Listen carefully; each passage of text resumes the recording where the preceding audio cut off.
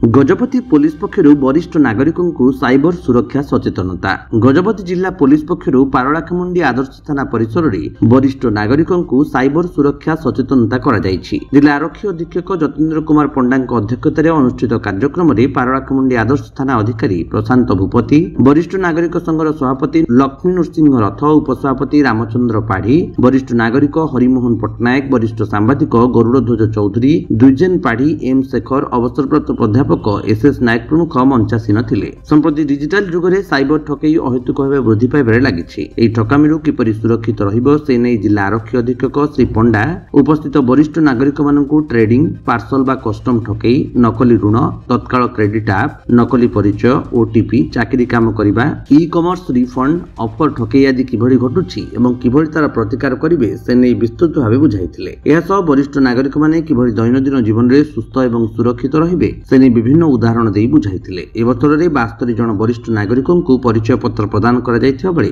प्राय 300 वरिष्ठ नागरिकों को छता और टॉर्च लाइट प्रदान करा जायथिला। गजपति रेणुबाला बेहरांक रिपोर्ट, विश्व विजयी न्यूज ओडिशा।